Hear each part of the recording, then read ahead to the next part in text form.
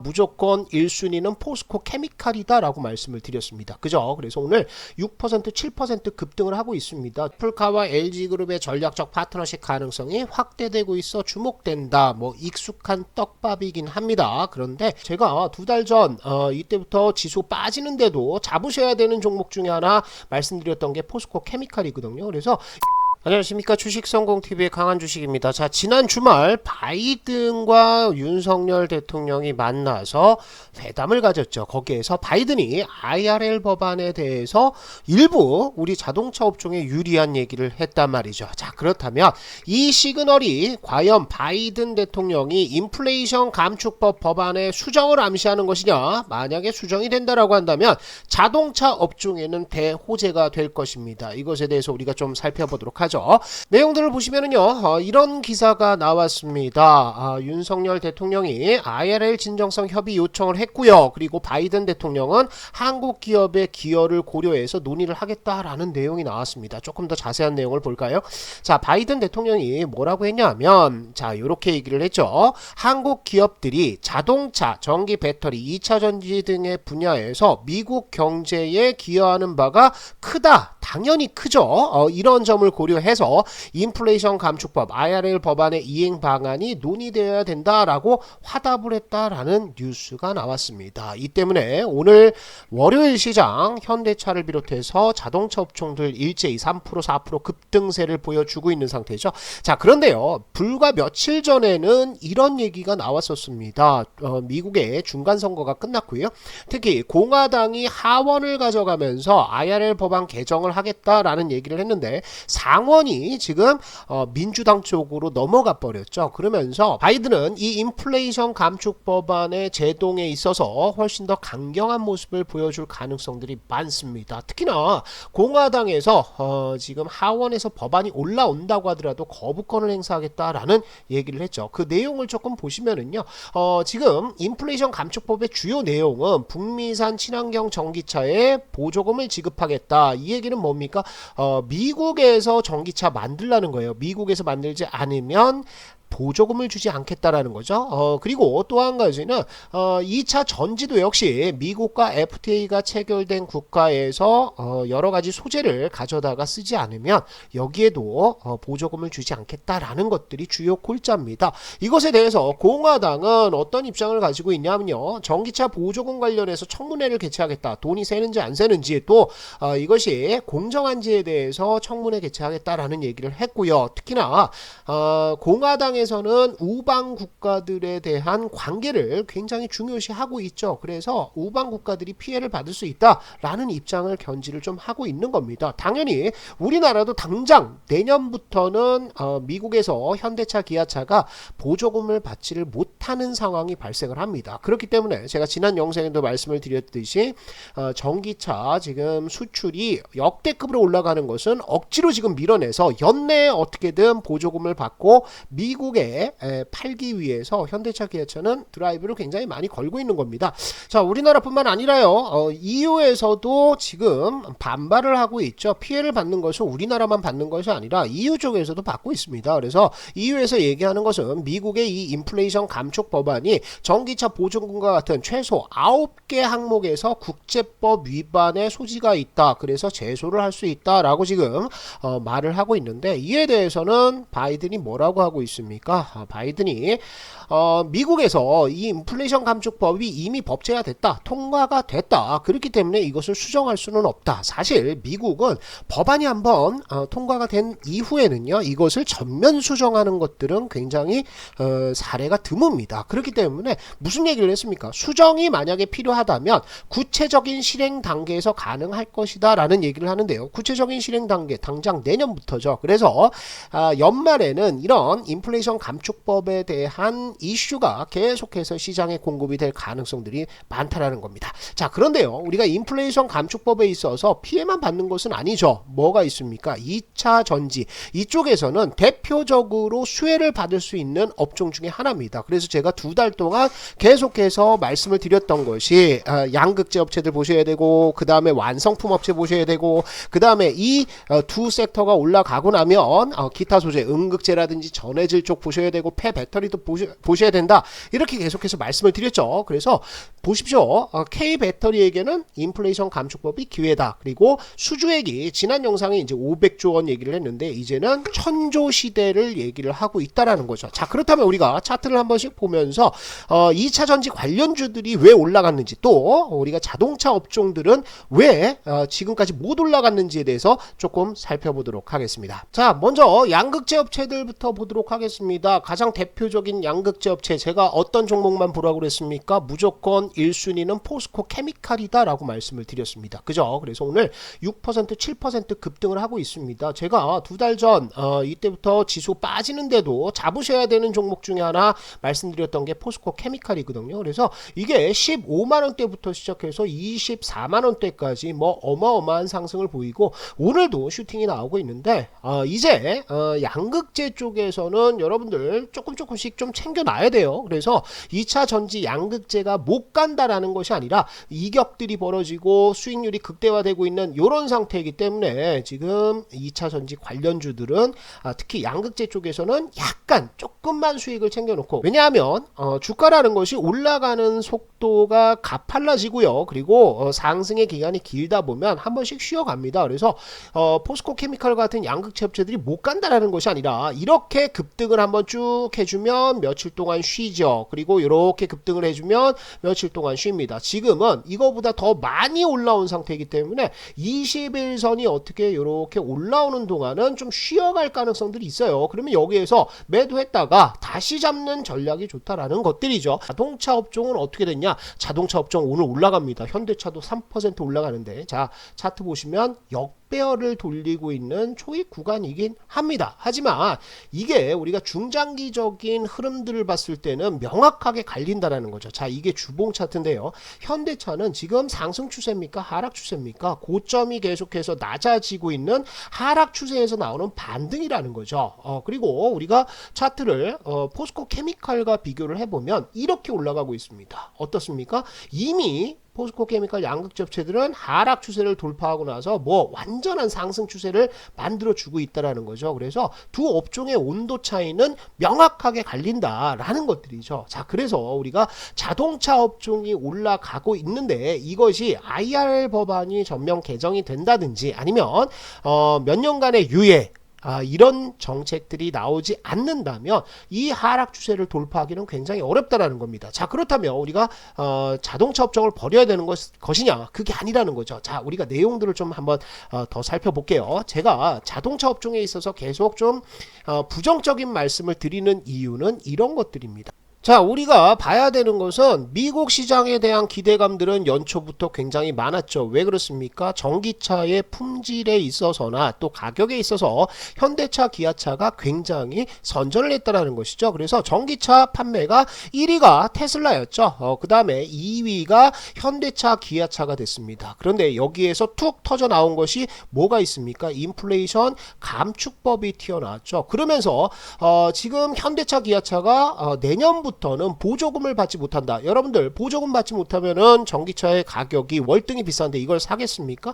그렇지 않다라는 거죠. 그래서 피해를 받는다라는 인식들이 굉장히 강해졌었습니다. 그런데 여기에서 이제 현대차, 기아차를 보시면 미국 시장이 있고요. 그 다음에 어디 있습니까? 한국 시장이 있습니다. 그러니까 현대차, 기아차는 미국 시장에 진출을 하기 위해서는 필연적으로 어디에서 수익을 내야 됩니까? 한국 내수시장, 여기에서 수익을 내야 된다는 거죠. 물론 다른 내연기관차의 수출, 이것은 이제 별도의 문제로 보고요. 여기가 이제 본진이라고 얘기를 할 수가 있는데 이 본진의 상태가 어떠냐 이겁니다. 자, 내년에 과연 현대차, 기아차의 내연기관차들이 폭발적인 성장을 해줄 수 있느냐? 그게 어렵다라는 거죠. 지금 금리 인상으로 인해서 자꾸 소비가 줄어들고 있는 상태고요. 소비가 줄어든다라고 한다면 내구재라고 얘기하는 선택 소비재라고 얘기하는 자동차라든지 컴퓨터라든지 이런 제품들은 판매량들이 줄어들 수밖에 없습니다. 또 한 가지 뭐 있습니까? 자, 여러분들 차 살 때 현금 주고 사시는 분들도 있지만요. 대부분의 사람들은 뭘로 산다? 할부로 삽니다. 이 할부 캐피탈의 금리가 얼마까지 올라갑니까? 지금 6% 7%대까지 올라갔다는 거죠. 연내에는 10% 수준까지 올라갈 것으로 보이는데 내용들을 한번 볼게요. 자, 이달 국내 주요 카드사의 오토 할부 금리는 몇 퍼센트? 6%입니다. 그죠? 그리고 예를 들어서 그랜저를 현금 구매 비율 10% 대출 기간 36개월 기준으로 구매할 경우 삼성카드에서는 몇 퍼센트? 연 6.6%. 그죠? 그 다음에 국민카드는 6.3에서 6.4, 하나카드는 5.3에서 6.5%로 나타났습니다. 자, 이게 왜 이런 현상이 벌어지냐 하면 카드사는 은행이 아니기 때문에 이렇게 어떤 카드 할부를 위해서는 자금을 조달을 해야 됩니다. 그런데 미국의 금리 인상으로 인해서 지금 조달 금리 자체가 올라가고 있기 때문에 이것은 더 올라갈 수밖에 없어요. 그리고 다른 카드사들 삼성이라든지 아니면 KB라든지 하나라든지 신한이라든지 이런 쪽에서는 그나마 버티고 있지만 다른 카드사의 경우에는 최고금리가 몇 퍼센트? 8%대까지 올라간다라는 거죠. 이런 흐름들이 나오는데 자동차를 할부금리를 8%, 앞으로는 10%가 될 것 같은데 이 10%를 주고 사겠냐라는 거죠. 그렇다면 무슨 일이 벌어질까요? 내수시장의 위축도 불가피하게 나올 수밖에 없다라는 겁니다. 자, 볼게요. 자, 차 할부 시장 보시면은 2016년에 할부가 2조 6천억이었습니다. 그런데 2022년까지는 얼마? 10조 원까지 늘어났습니다. 코로나 지나면서 여기에서 폭발적으로 자동차 판매량들이 늘었는데 이것이 이 시장이 금리 인상이 된다라고 한다면 결국엔 쪼그라들 수밖에 없다는 거죠. 그렇다면 이 쪼그라드는 것은 당연히 자동차 판매량의 감소로 이어질 수밖에 없다라는 겁니다. 자, 그럼 우리가 자동차 업종 버려야 되는 것이냐? 그게 아니죠. 우리가 자동차 업종 중에서도 어디에 집중을 해야 된다? 자율주행 쪽은 여전히 성장성들이 있습니다. 물론 지금 뭐 여러 스타트업들이 자율주행, 완전 자율주행은 불가능한 것이다. 화성에 가는 것만큼 힘들다라고 얘기를 하면서 포기하는 업체들도 나오고 있지만요. 적어도 레벨 3까지 올라가는 자율주행 시장은 커질 수밖에 없는 상황입니다. 특히나 우리나라가 아니라 미국 쪽에서 훨씬 더 큰 시장이 열리는 거죠. 자, 제가 지금 보여드리는 것은 미국의 고속도로 현황입니다. 보시는 바와 같이 미국은 워낙에 땅덩어리가 넓기 때문에 이런 식으로 바둑판 모양의 고속도로를 만들었습니다. 그러니까 여기서 차를 타고 쭉 넘어가게 되면 뭐 10시간, 20시간도 직진을 해야지 뭐가 나온다라는 거죠. 그만큼 자율주행에 있어서는 상당히 매력적인 시장이 바로 미국 시장입니다. 반면에 우리나라 같은 경우에는 어떻습니까? 우리나라는 땅덩이가 좁아요. 그리고 산도 많기 때문에 고속도로라든지 이런 것들도 굉장히 꼬불꼬불하게 나와 있죠. 그래서 미국 시장이 자율주행에 있어서는 가장 큰 시장 중에 하나입니다. 여기를 좀 공략을 해야 되는데요. 그렇다면 지금 자율주행 시장의 현황을 한번 보시면은 테슬라가 얘기가 굉장히 많이 나오고 있죠. 한국경제에서 나온 얘기인데, 그런데 테슬라는 실질적으로 기술력이 어디 10위권 밖이라는 겁니다. 그래서 우리가 조금만 더 열심히 한다라고 한다면 테슬라보다 더 빠르게 자율주행 기능을 탑재한 자동차를 만들 수 있지 않을까, 이런 기대감들이 나오고 있는데, 이 기사에서 단순히 이제 우리가 테슬라가 10위권 밖이다 이렇게 생각하는 것이 아니라 중요한 것이 이겁니다. 이 내용을 한번 보시도록 할게요. 테슬라가 이번 달부터 출고되는 차량에 뭘 없앤다? 초음파 센서를 없앤다라는 겁니다. 이게 없어져요. 이게 없어지고 자체 보조 기능과 자율주행만으로 충분하다라는 입장을 피력을 했는데, 테슬라의 자율주행 시스템은 레이더와 라이다가 아닙니다. 이게 아니고 카메라, 그 다음에 인공지능에 의존하는 완전 비전 중심, 그러니까 카메라로 들어오는 영상을 AI가 이것을 학습을 해가지고 뭔가를 만든다라는 거죠. 그래서 완전 비전 중심 방식이다. 이런 자율주행차를 만드는 기업은 테슬라가 유일하다, 이렇게 나와 있습니다. 자, 그럼 우리가 자율주행 자동차의 발전 단계를 한번 보시면은 앞으로 어떤 종목들에 투자를 해야 되는지 알 수가 있을 텐데요. 자율주행 레벨 1입니다. 이건 이제 끝났죠. 그리고 레벨 2에서 레벨 3로 지금 넘어가고 있는 상태입니다. 그런데 보시면은요, 초음파 센서가 4개에서 8개로 늘었습니다. 그죠? 그리고 이 8개가 나중에 완전 자율주행으로 갔을 때 어떻게 된다? 초음파 센서가 뭐 8개에서 10개까지 들어간다. 이런 예상들이 좀 나왔었죠. 그리고 장거리 레이더입니다. 이 레이더는 요렇게 6개 정도가 계속해서 유지가 될 것 같아요. 그리고 또 한 가지 뭐 있습니까? 요즘에 나오는 게 라이다죠. 라이다는 몇 개, 한 개에서 네 개, 두 개나 네 개 이렇게 넘어가고요. 최종적으로는 네 개 정도가 필요하다라는 얘기가 나오고 있는데 테슬라는 어디에 집중한다는 겁니까? 테슬라는 요 카메라에 집중한다라는 것이죠. 이전에는 카메라가 두 개에서 네 개 정도 수준이었는데 이게 이미 다섯 개 정도로 늘었고요. 그 다음에 여기 보시면은 카메라가 어떻게 늘어납니까? 한 7개, 8개까지 늘어납니다. 그리고 나중에는 몇 개까지? 한 10개까지도 늘어나면서 카메라의 비중이 굉장히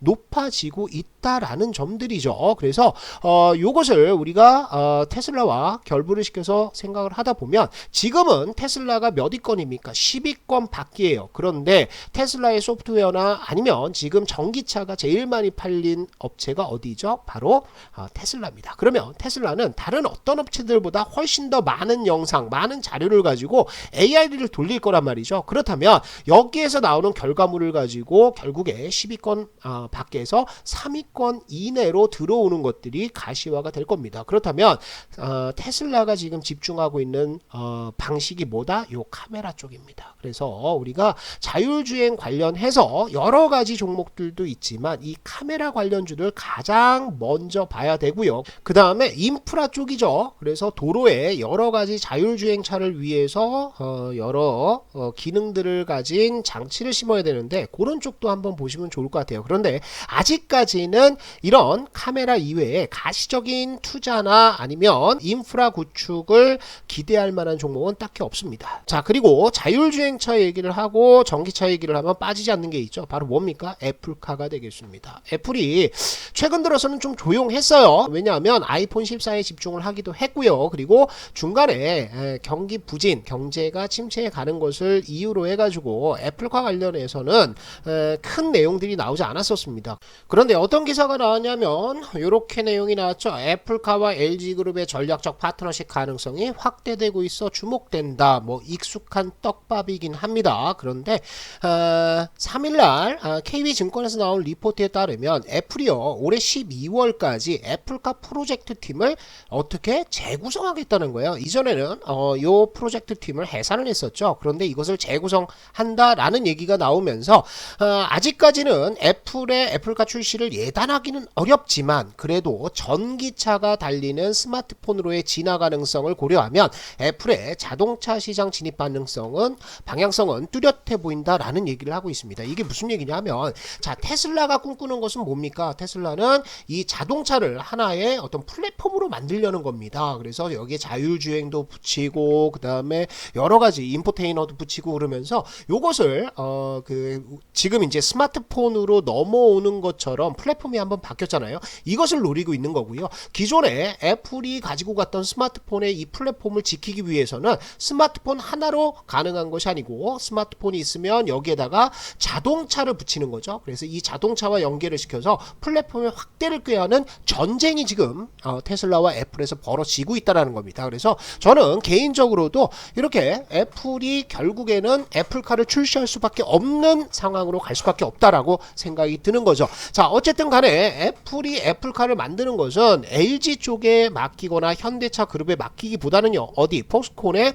OEM 역할 이것을 통해서 중국에서 생산할 가능성들이 되게 많아 보여요. 그런데 그럼에도 불구하고 이렇게 LG 쪽에 얘기가 나오는 것은 폭스콘은 뭡니까? 부품들을 가져다가 만드는 거예요. 그죠? 제조를 대신을 해주는 것이지 그 안에 들어가는 기판이라든지 2차 전지 그 다음에 여기에 들어가는 카메라 그 다음에 디스플레이 이런 것들은 결국에는 LG 쪽에서 지금 아시다시피 애플과 LG는 굉장히 오랜 동안 파트너십을 유지를 하고 있는 상태죠. 성능도 어느 정도 확인이 되어 있는 상태고요. 그래서 이 LG그룹이 결국에는 애플카 제작에 있어서 핵심적인 역할을 할 가능성들이 많다라는 겁니다. 자, 그렇다면 여러분들 아까 제가 중요한 것은 뭐라고 그랬죠? 카메라 쪽이라고 그랬고요. 그 다음에 인프라라고 말씀을 드렸는데 여기에 다 들어 있습니다. 그죠? 2차 전지 있고요. 그 다음에 카메라 있고요. 디스플레이 있고요. 그 다음에 여러 가지 기판이라든지 전자 장비 있습니다.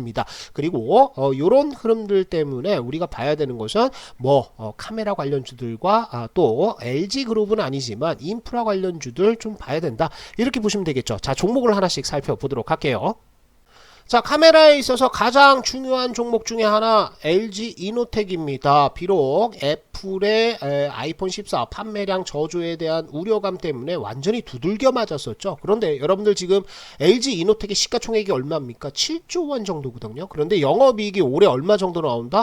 보수적으로 잡아도 1조 5천억에서 1조 7천억까지 예상을 하고 있는 상태입니다. 그렇다면 저평가입니까? 아닙니까? 저평가입니다. 그리고 LG 이노텍이 쭉 올라가지고 지금 주가가 더 이상 올라가지 못하고 하락 추세를 유지하고 있는 것은 아이폰 14 이후에 새로운 성장 동력이 있느냐 이 문제거든요. 그런데 뭐가 있다고요?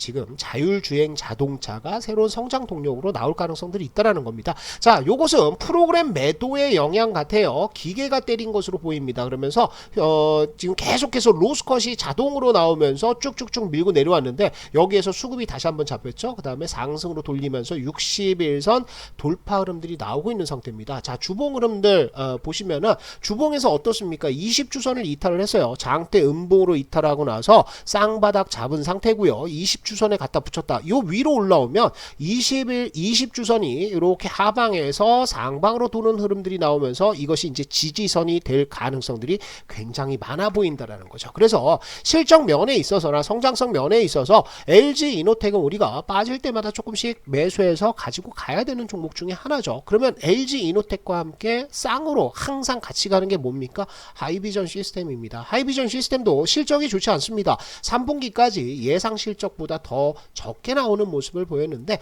그럼에도 불구하고 봐야 되는 것은 하이비전 시스템 4분기 실적과 내년의 실적들이 어느 정도 개선될 가능성들이 있어 보인다 이 차원이죠. 그래서 바닥 보시면은 한 번 잡았고요, 두 번 잡았고 세 번째 잡으면서 볼린저 밴드 돌파, 그 다음에 거래량도 소폭 상승, 그리고 상승 추세 하락 추세대, 요 하락 추세대를 일정 부분 벗길 때까지는 우리가 차분차분 모아가서 요거 돌파하는 구간들 기대를 한번 해본다라는 거죠. 아까 강조드렸듯이 미국 시장에 진출할 수 있는 종목들 큰 대형주 말고는 그렇게 많지가 않습니다. 그런데 한번 테마성 흐름들이 나오면 상당히 탄력적으로 움직일 수 있는 종목 중에 하나가 유비벨록스입니다. 왜냐하면 자, 유비벨록스는 저평가입니까? 네, 저평가입니다. 지금 시가총액이 1,000억 원이죠. 1,000억 원 수준인데 영업이익이 올해 얼마? 200억에서 250억까지 예상을 하고 있다라는 거죠. 지금 유비벨록스가 하는 것은 블랙박스도 만들고요. 그 다음에 지도 플랫폼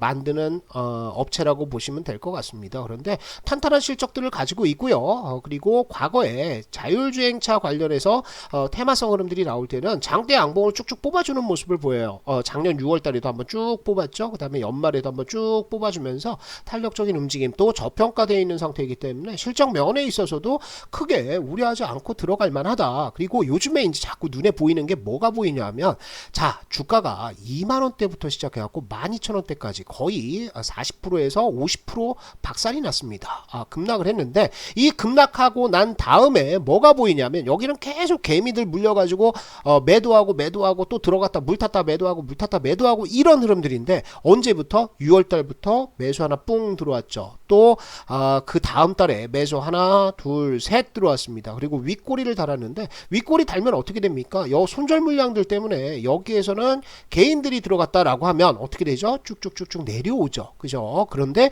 그렇지 않고 버텼다라는 거예요. 그러면서 거래량 하나 또 들어갔습니다. 그리고 9월달 지수 급락에 따라서 빠졌습니다. 빠졌는데 매도 거래량 많이 있나요? 여기에 들어간 물량, 여기 물량, 여기 물량, 여기 물량을 비교해보면 나오는 물량이 없다. 또 바닥을 잡고 나니까 또 한번 50만주, 30만주 이렇게 거래량이 터졌습니다. 그러면서 지금 기술적으로 본다고 하더라도 어떻게 바닥권에서 쌍바닥 만들었고요. 그 다음에 안착하고 정배열을 돌리면서 볼린저 밴드까지 돌파하는 모습들을 보여주고 있죠.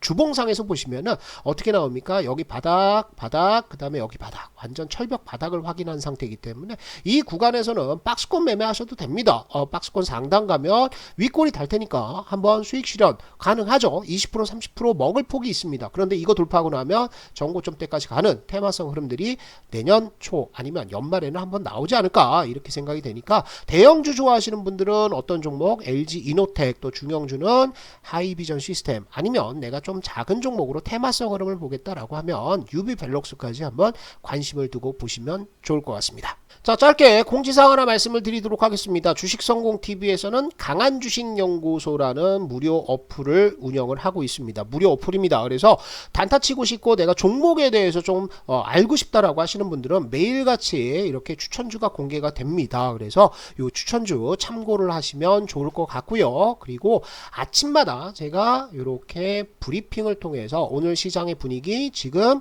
시장에서 여러분들이 매도를 해야 되는지 매수를 해야 되는지에 대해서 말씀을 드리고 있습니다. 특히나 이번 주에는 월요일날 아침에 무리하지 마시고 지수 음봉 나올 수 있고 조정이 좀 나올 수 있으니까 매수하지 마시고 급등하는 거 수익 실현하세요 라고 말씀을 드렸죠. 역시나 잘 따라오고 계시면 됩니다. 자, 어플을 설치하는 방법은 유튜브에서 주식성공TV 검색을 하시면 제 영상이 있습니다. 제 영상의 영상 설명란을 보시면 이렇게 주식성공TV의 시청자분들을 위해서 강한 주식 연구소 어플을 깔 수 있는 링크를 올려놨습니다. 이 링크 클릭하시면 누구나 설치하실 수가 있으니까 강한 주식 연구소 어플을 통해서 여러분들 좋은 정보들 많이 얻어가시면 좋을 것 같습니다.